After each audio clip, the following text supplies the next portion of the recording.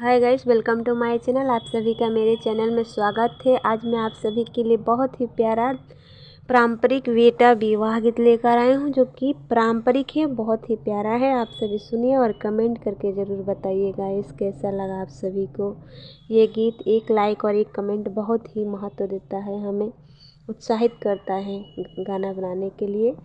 तो प्लीज़ आप लोग लाइक और कमेंट ज़रूर करिए। चलिए सुनाती हूँ आप सभी को ये गीत, सुनिए और आनंद उठाइए। माउरी पहिने दुल्हा गए ससुररिया, सासु पूछेली बात। माउरी पहिने दुल्हा गए ससुररिया हो, सासु पूछेली बात। सासु पूछेली बात। कैसन है दुल्हा पापा से चाचा हो, कैसन है छोटा भाई। कैसन है दुल्हा पापा से चाचा हो, कैसन है छोटा भाई। कैसन है दुल्हा सगे बहनोइया हो, जिनका से सजल बरियात। कैसन है दुल्हा सगे बहनोइया हो, जिनका से सजल बरियात। पीला पगड़िया पहिरी चाचा से पापा हो, छैला बरना छोटा भाई। पीला पगड़िया पहिनी चाचा से पापा हो, छैला बरना छोटा भाई। घोड़ावा चढ़लाया वे साग बहनोइया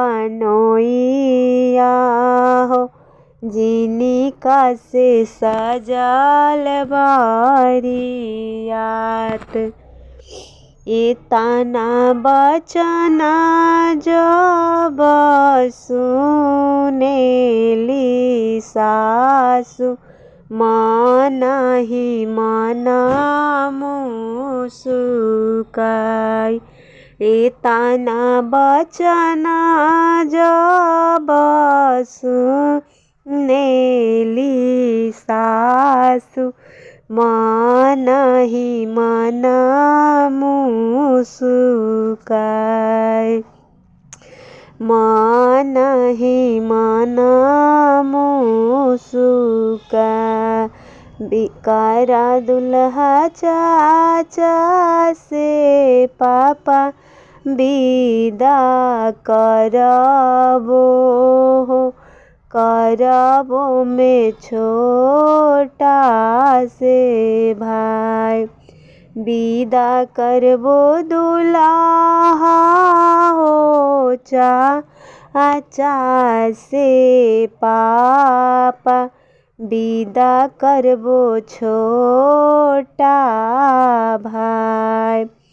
एक नहीं करबो विदा सगे बहनोइया हो, जिनका से सजल बरियात।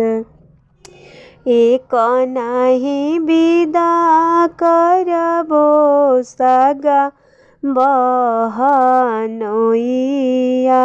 हो, जिनका से सजल बरियात। रोकिले हूँ मोरी सासू चाचा से पापा हो, रोकिले हूँ छोटा से भाई। एक नहीं रोकब सासू मोरा बहनोइया, बहिनी जो हता होई है बाट। बहिनी जो हता होई है बाट। बहिनी देखता होई है बटिया जो हता होई है, छतिया फटता होई है। बटिया जो हता होई है, छतिया फटता होई है। नाए ना ढरता होई है लोर, नाए ना ढरता होई है लोर। मोरा बहिनी जो हाथ होई है बाट। मौरी पहिने दुल्हा गए ससुररिया, सासु पूछेली का